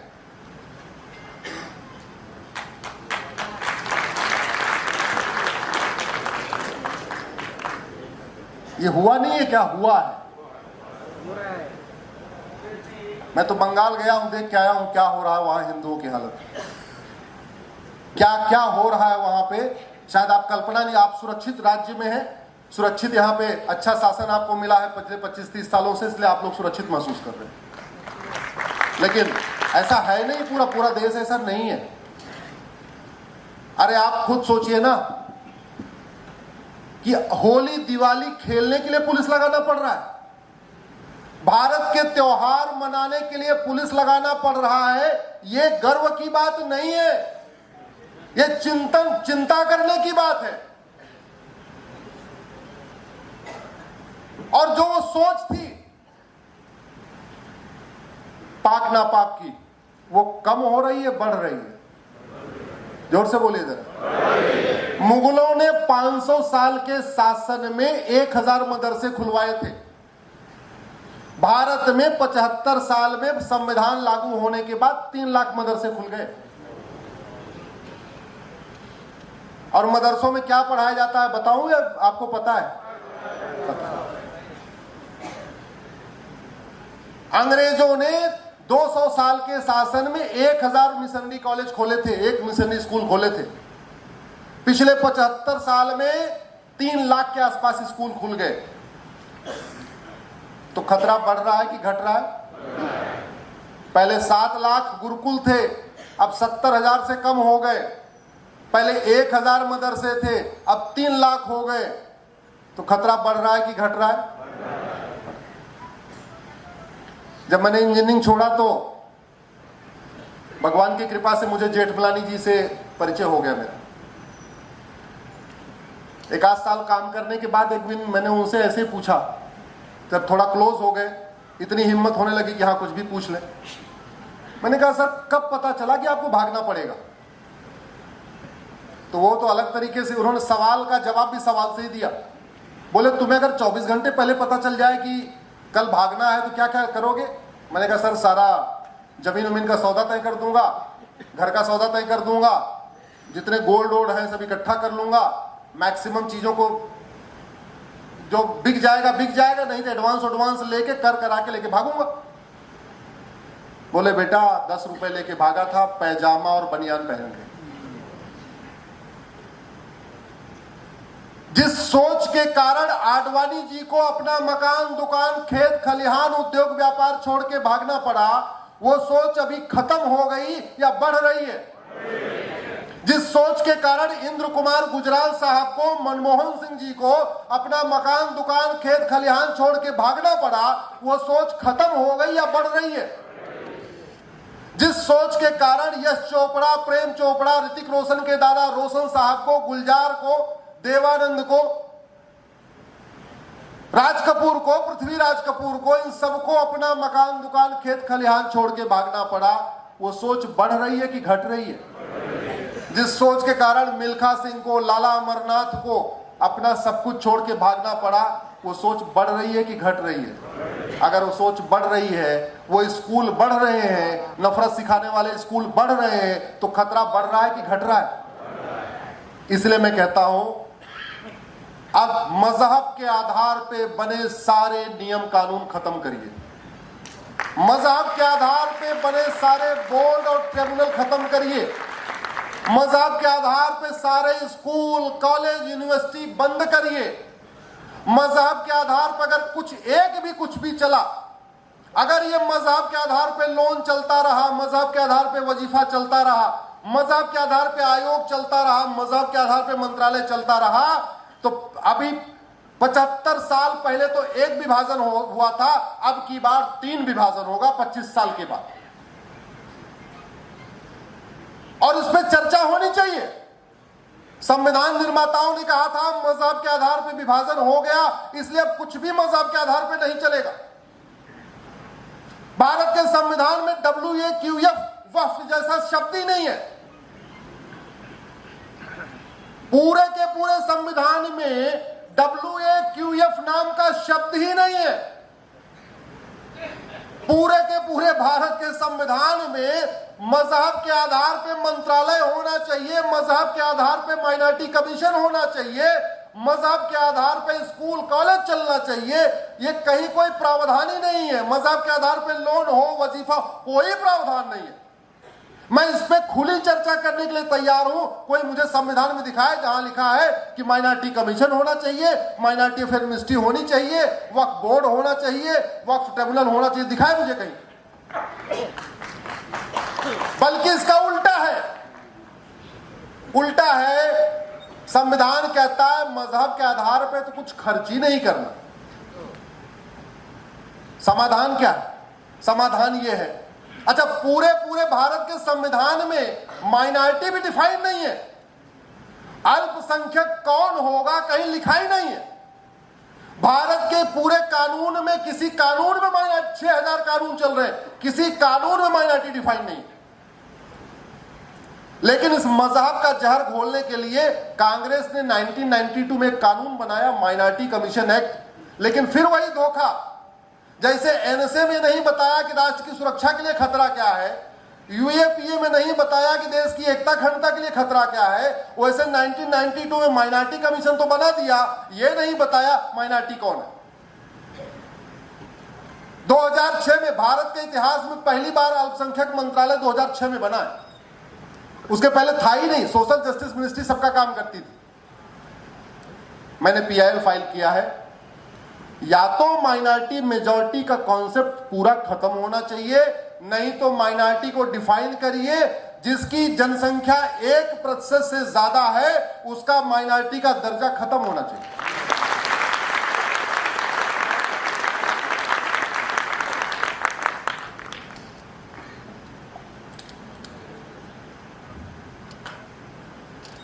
देश को बचाने के लिए कई काम करने पड़ेंगे। और वो सारे काम भारत के संविधान में है। बहुत लोग कहते नहीं संविधान बदलना पड़ेगा, संविधान संशोधन, ना, कुछ नहीं करना है। संविधान को भारत का चश्मा लगा के पढ़ने की जरूरत है। अभी तक जो संविधान पढ़ा जा रहा है वो अमेरिका और इंग्लैंड के चश्मे से पढ़ा जा रहा है। केवल भारत के संविधान को भारत का चश्मा लगा लिया जाए, सारी समस्या का समाधान हो जाएगा। उदाहरण के लिए, धर्म और रिलीजन में जमीन आसमान का अंतर होता है। धर्म बिल्कुल अलग है, रिलीजन बिल्कुल अलग है। मेरी पीआईएल चल रही, जिसको इंटरेस्ट हो गूगल करिएगा, धर्म रिलीजन अश्विनी उपाध्याय। अभी केंद्र सरकार को नोटिस जारी हुआ, सबको नोटिस कराया मैंने। धर्म और रिलीजन को डिफाइन कर दिया जाए, भारत की कई समस्याएं समाधान खत्म हो जाएंगे। धर्म जोड़ता है और रिलीजन, जोर से बोलिए, तोड़ता है। धर्म जोड़ता है और रिलीजन, सबसे बड़ा डिफरेंस यही है। मैंने उसमें 20 डिफरेंस बताए कि धर्म क्या है, रिलीजन क्या है। धर्म और रिलीजन डिफाइन हो जाए तो फायदा यह होगा कि संविधान में लिखा हुआ है रिलीजियस किताब नहीं पढ़ाना, तो जो रिलीजियस किताब है जो बांटती है वो नहीं स्कूलों में पढ़ाई जाएगी। और धार्मिक ग्रंथ जो सबको जोड़ता है, वेद, पुराण, गीता, रामायण, उपनिषद, वो सारे स्कूलों में पढ़ाए जाए।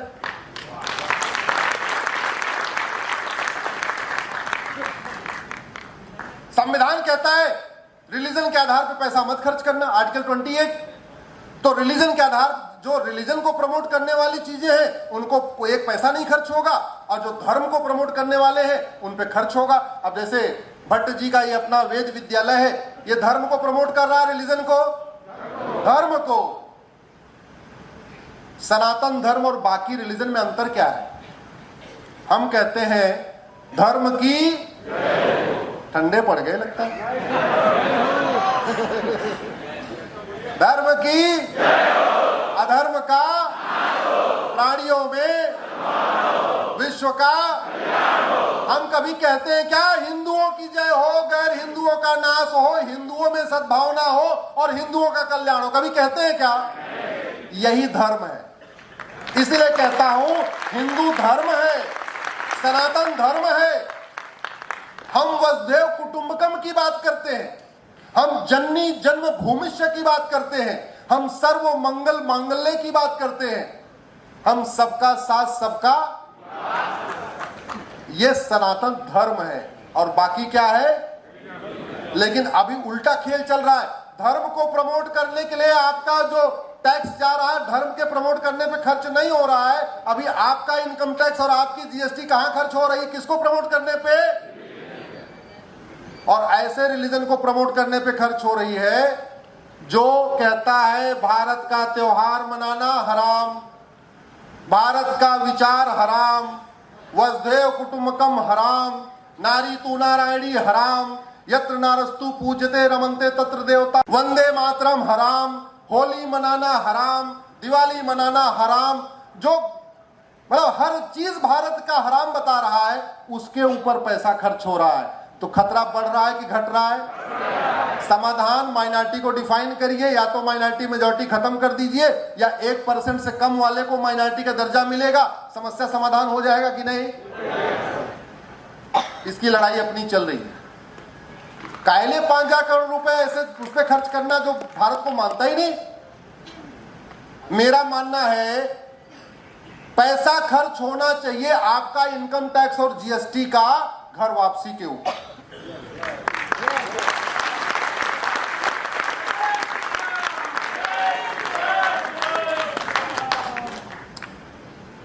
और क्यों? इसको समझिए।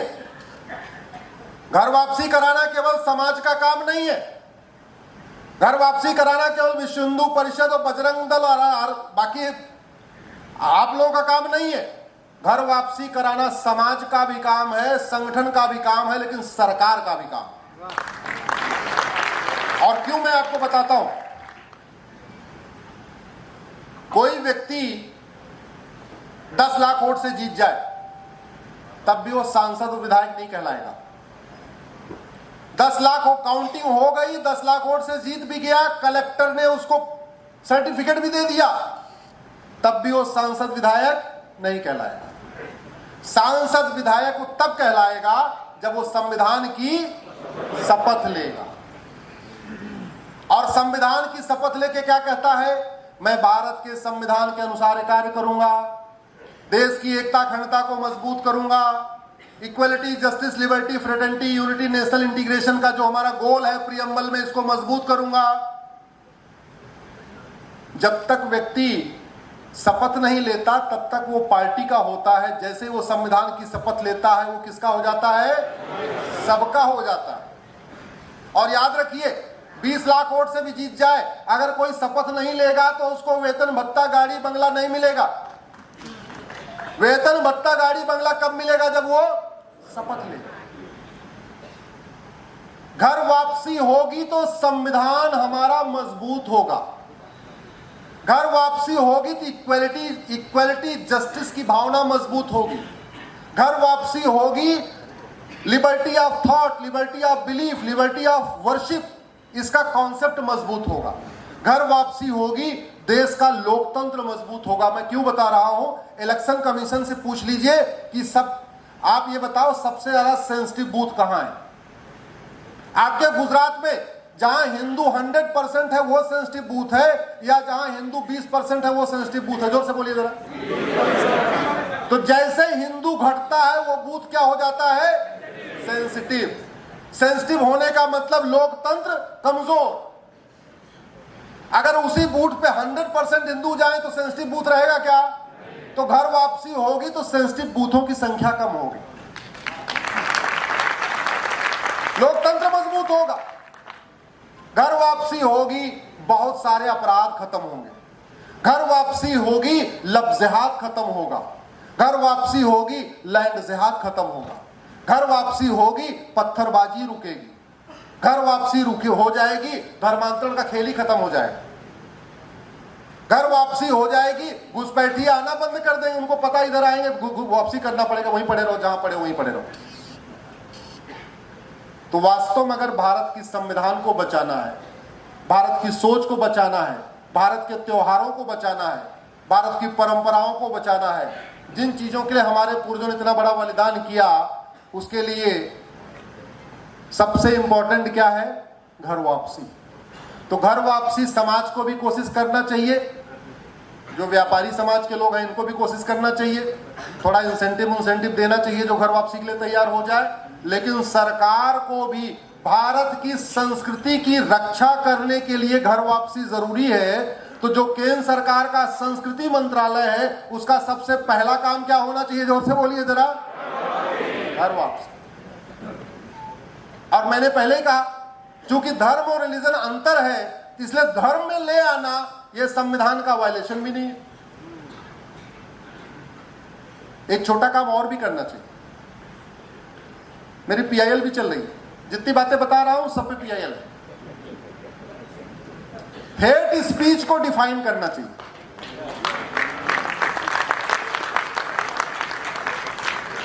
हमारे अधिवक्ता बंधु बैठे हैं, आप लोग टीवी में सुनते हो ना, हेट स्पीच दिया, हेट स्पीच दिया, हेट स्पीच दिया। आप जानते हैं भारत में 6000 कानून है, किसी कानून में हेट स्पीच डिफाइन ही नहीं है। मैंने पीआईएल फाइल किया हुआ, हेट स्पीच को डिफाइन करो। हेट स्पीच को डिफाइन करना चाहिए और एक एकता अखंडता आयोग बनाना चाहिए और सारी जितनी भी रिलीजियस किताबें हैं सबकी समीक्षा करनी चाहिए। यह देखना चाहिए कि कहीं किसी किताब में हेट स्पीच तो नहीं आ रही है, किसी किताब से हेट स्पीच तो नहीं फैल रही है। अगर मैं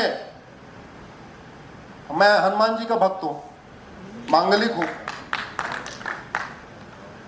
मैं अगर चिल्ला चिल्ला के बोलूं हनुमान जी के अलावा कोई पूजा योग्य नहीं है, तो आपकी धार्मिक भावना आहत होगी कि नहीं? शंकर जी के भक्त बोले शंकर जी के अलावा और कोई पूजा योग्य नहीं है, धार्मिक भावना आहत होगी कि नहीं? जैन बोलना शुरू करें हमारे जो 24 तीर्थंकर केवल वही पूजा योग्य है, बाकी कोई पूजा योग्य नहीं है, धार्मिक भावना आहत होगी कि नहीं? सिख बोलना शुरू करे केवल हमारे 10 गुरु ही पूजा योग्य है, वंदनीय है, हमारा गुरु ग्रंथ साहिब ही पवित्र है, बाकी सब बेकार है, धार्मिक भावना हत होगी कि नहीं? इस पे जब विजयनगरम साम्राज्य था तो 9वीं शताब्दी में एक बार युद्ध हो गया था दक्षिण भारत में। युद्ध कैसे हुआ? वहां पे कुछ आधे लोग शैव हैं, आधे लोग वैष्णव हैं और बड़े कट्टर हैं। शैव चिल्ला चिल्ला के कहते थे आदिदेव शंकर हैं, वैष्णव चिल्ला चिल्ला के कहते थे आदिदेव विष्णु हैं, और उसके बाद दोनों भिड़ गए, युद्ध हुआ। लेकिन बाद में समझ में आया यार ये तो बेकार है, गलत बात है, तो मामला ठीक हो गया। लेकिन आपको प्रतिदिन चिल्ला चिल्ला के कहा जाता है कि आपके ब्रह्मा विष्णु महेश पूजा योग्य नहीं है, आपके हनुमान गणेश बालाजी पूजा योग्य नहीं है, आपकी दुर्गा लक्ष्मी सरस्वती पूजा योग्य नहीं है, आपके 24 तीर्थंकर पूजा योग्य नहीं है, आपके 10 सिख गुरु पूजा योग्य नहीं है, आपके गौतम बुद्ध पूजा योग्य नहीं है। फिर भी किसी की धार्मिक भावना आहति नहीं होती। और वहीं दूसरी तरफ रंग बेचते हैं, रंग राज का काम करते हैं, रंग साज का काम करते हैं, रंग रोगन का काम करते हैं, सूरत में सारी साड़ियों पे कलर करने वाला काम करते हैं। लेकिन होली के दिन, अच्छा होली के दिन भी रंग बेचते हैं, और रंग खरीदने जाओ तो रंग खुद ही लगा लगा के कहते हैं देखो मेरा वाला रंग अच्छा है। उससे धार्मिक भावना हाथ नहीं होगी, लेकिन आप अगर रंग डाल दो धार्मिक भावना हाथ हो जाती है। इसका मतलब कुछ गड़बड़ है। कोई फिरकी ले रहा है, फिरकी ले रहा है कि नहीं ले रहा है? ये फिरकी को समझाने की जरूरत है, एक्सप्लेन करने की जरूरत है। भैया ऐसे थोड़ी होता है। अच्छा आप जरा सोचो, ऊपर वाला कोई भेदभाव किया क्या? नहीं। ऊपर वाले ने लड़कों को कितने महीने पेट में रखा? जोर से बोलिए जरा। लड़कियों को, ब्राह्मण को, क्षत्रिय को, वैश्य को, दलित को कोई भेदभाव किया क्या? गुजरातियों को, जोर से बोलिए जरा, और बंगालियों को कोई भेदभाव किया क्या? तो ऊपर वाला न जाति का भेद करता है, न भाषा का भेद करता है, न क्षेत्र का भेद करता है, न अगड़े पिछड़े का भेद करता है। कोई भेद करता है क्या? भेद कौन करते हैं? नीचे वाले। और किसके नाम पे करते हैं? ऊपर वाले के। ये फिरकी नहीं है क्या? ये फिरकी नहीं है क्या? इसलिए मैंने PIL फाइल किया। भारत में 1 नेशन 1 एजुकेशन बोर्ड लागू करिए, मिशनरी स्कूल बंद करिए, मदरसा बंद करिए, 10वीं तक सबकी समान शिक्षा होनी चाहिए। बहुत इंपॉर्टेंट है। मैंने PIL फाइल किया है, मामला कोर्ट में चल रहा है। मैंने कहा कम से कम 10वीं तक 1 nation 1 education board, 1 nation 1 syllabus, 1 nation 1 curriculum. Gujarat वाले, बंगाल वाले बंगाली में पढ़े, सब अपनी अपनी मातृभाषा में पढ़े, लेकिन सिलेबस और करिकुलम एक समान होना चाहिए। अगर एक रेलवे बोर्ड पूरे देश में रेलवे चला सकता है तो एक एजुकेशन बोर्ड पूरे देश में स्कूल नहीं चला सकता है क्या?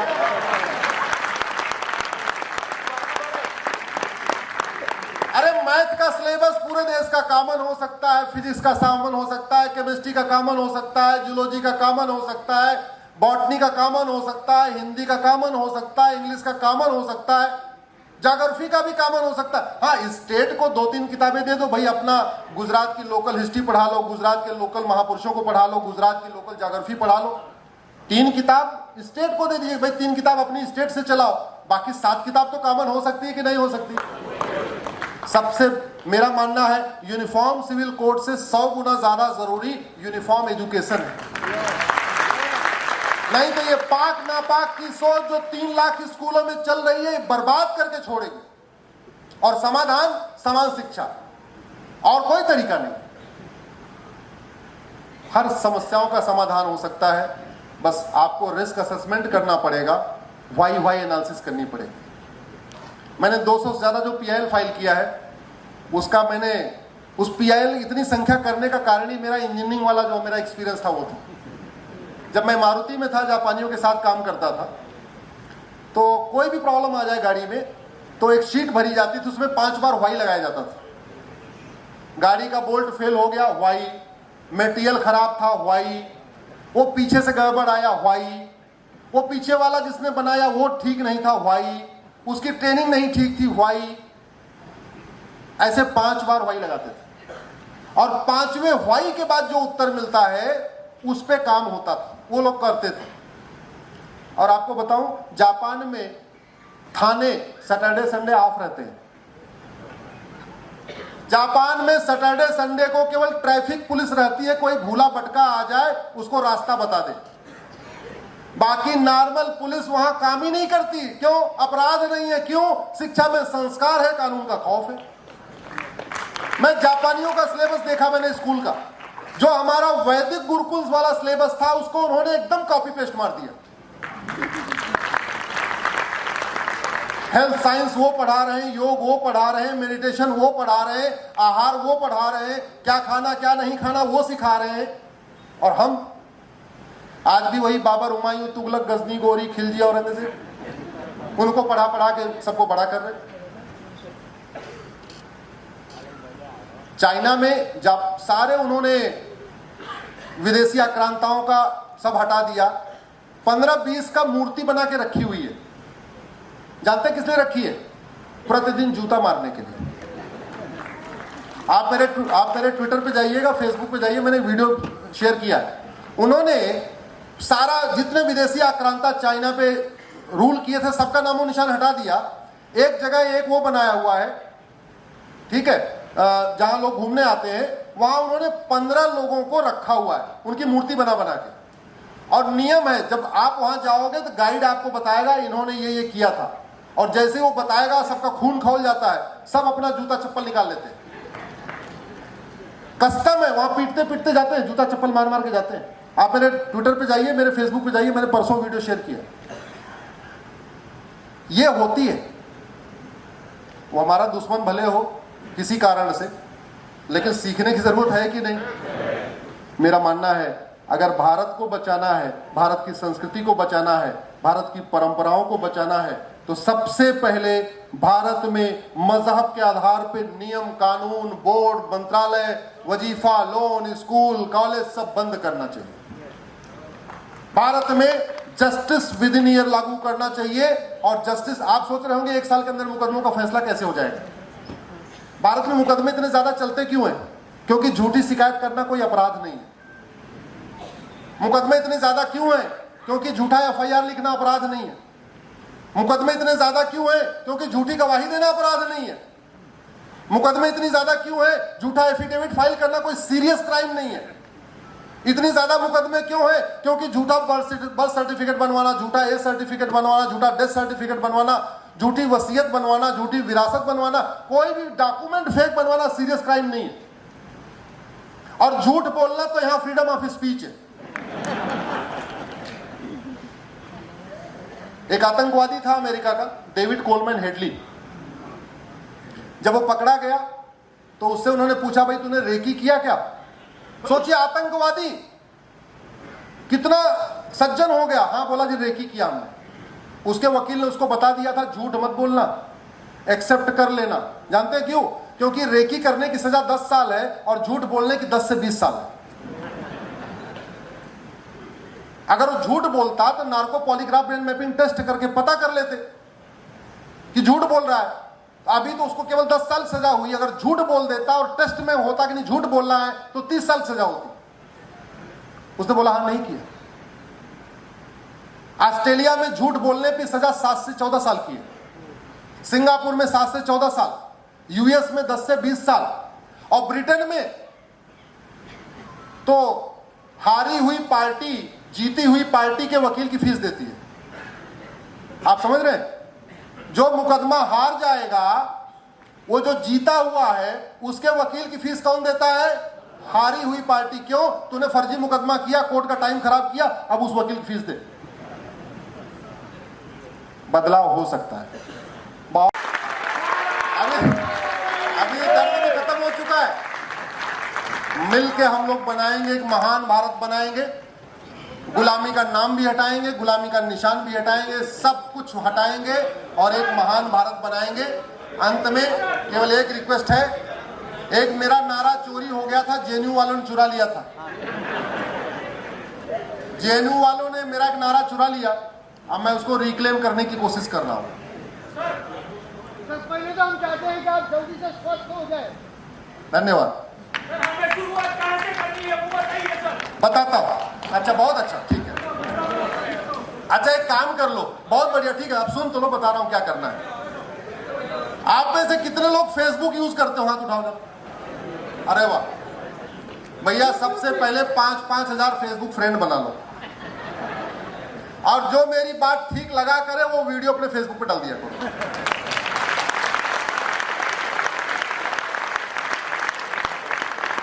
कोई खर्चा आएगा क्या? कोई इसमें इन्वेस्टमेंट है क्या? इतना ही करना करो, पर्याप्त है। एक काम करो, अपने नाम पे है तो अपनी पत्नी के नाम पे भी बना लो, तो 5,000 आपके हो गए, 5,000 पत्नी। और लेकिन अपने नाम से बनाना, जाति के आधार पे नहीं।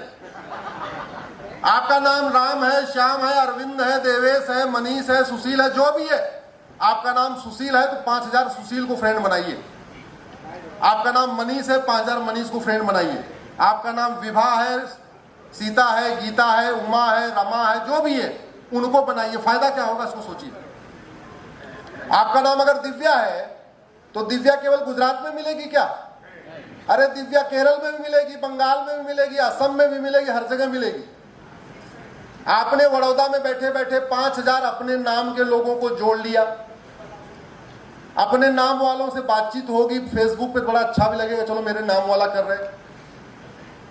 और फायदा ये होगा, पूरे देश में क्रांति आ जाएगी, जागरण हो जाएगा।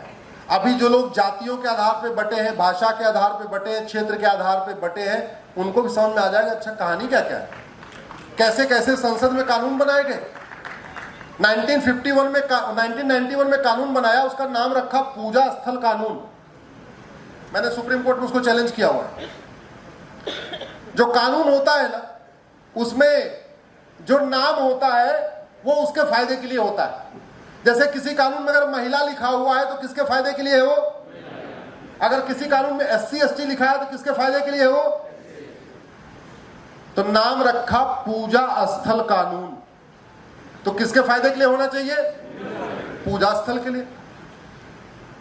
और वो कानून बनाया गया है, बाबर, हुमायूं, तुगलक, गजनी, गोरी, खिलजी, औरंगजेब ने जो हमारे मंदिरों को तोड़ा है, हम उसको वापस न ले सके, हमारा कोर्ट का दरवाजा बंद करने के लिए बनाया उसको। मैंने उसको चैलेंज किया, स्टे करवाया 2020 में, उसके बाद अब तक 18 स्थानों पे सर्वे हुआ है।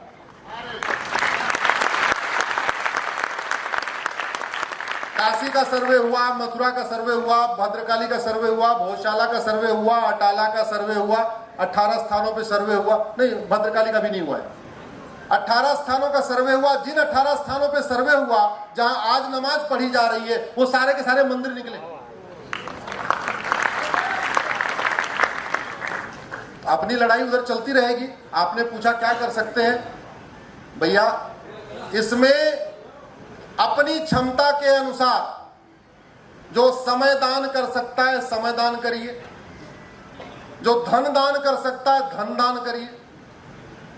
अर्थदान, धन दान, समय दान, वस्त्र दान, विचार दान, जो जो कर सकता है, हर व्यक्ति कुछ न कुछ कर सकता है। जो आप कर सकते हैं करिए, क्योंकि ये कल्चरल वॉर है, ये सांस्कृतिक युद्ध है, और अभी अगर हम नहीं जीत पाए तो ये मौका अच्छा है। इसी के साथ मैं अपनी बात खत्म करता हूं। आप लोग एक बार खड़े हो जाइए। मेरा नारा चुरा लिया है जेएनयू वालों ने, उसको वापस दिलवाइए हमको।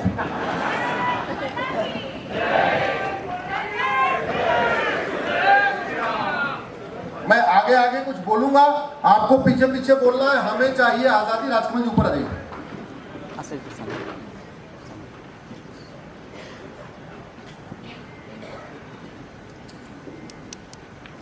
आपको पीछे पीछे क्या बोलना है? हमें चाहिए। जोर से बोलना है, हाथ उठा के बोलना है, बस कपाल भाती नहीं करना साथ में।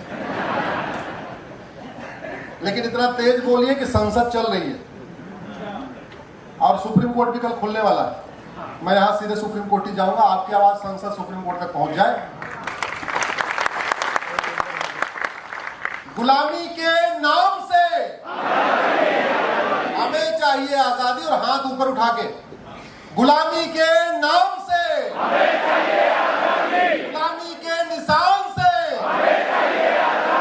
गुलामी की कुरीतियों से,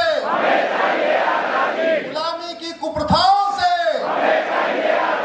गुलामी की शिक्षा से, गुलामी के झूठे इतिहास से, गुलामी पुलिस व्यवस्था से, गुलामी न्यायिक व्यवस्था से, गुलामी टैक्स व्यवस्था से, गुलामी की सोच से, गुलामी के संस्कार से, लब जिहाद लैंड जिहाद से, ड्रग्स जिहाद घुसपैठ से, धर्मांतरण कराने वाले मिशनरियों से, रोहिंग्या बांग्लादेशी जिहादियों से, एक देश एक विधान मांग रहा है हिंदुस्तान। एक देश एक विधान मांग रहा है हिंदुस्तान। एक देश एक विधान मांग रहा है हिंदुस्तान। एक देश एक विधान मांग रहा है हिंदुस्तान। वक्फ बोर्ड और वक्फ ट्रिब्यूनल से, मजहब के नियम कानूनों से, मजहबी बोर्ड और ट्रिब्यूनल से, भारत माता की, भारत माता की, भारत माता की जय श्री राम, जय हनुमान, राधे श्याम, राधे श्याम करिए। मथुरा का नंबर आ गया है।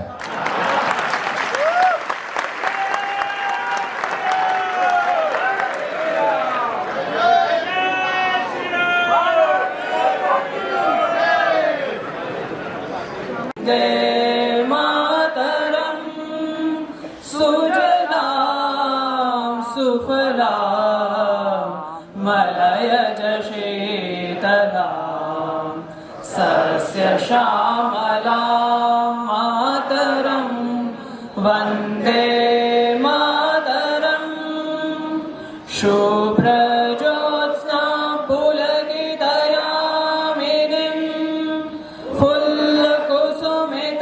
द्रुमदलशोभिनीं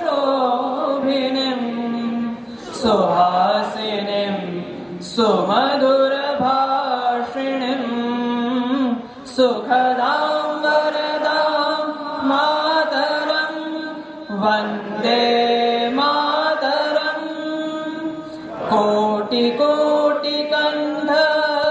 कलकलनिनाद करले कोटि कोटि भुजे धिक्र कर करवाले अबला के नमायत बोले बहुबल धारिणीं नमामि तारिणीं रिपुदल वारिणीं मातरं वन्दे मातरं तुमि विद्या तुमि धर्म तुमि हृदि तुमि मर्म त्वं हि प्राण शरीरे बाहुते तुमि मा शक्तिर्हृदये तुमि मा भक्ति तोमरे प्रतिमा गणि मंदिरे मंदिरे मातरं वन्दे मातरं त्वं हि दुर्गा दश प्रहरणधारिणी कमला कमलदल विहारिणी वाणी विद्या दायिनी नमामि त्वां नमामि कमला अमला अतुला सुजलां सुफलां मातरं वन्दे मातरं श्यामलां सरलां सुस्मितां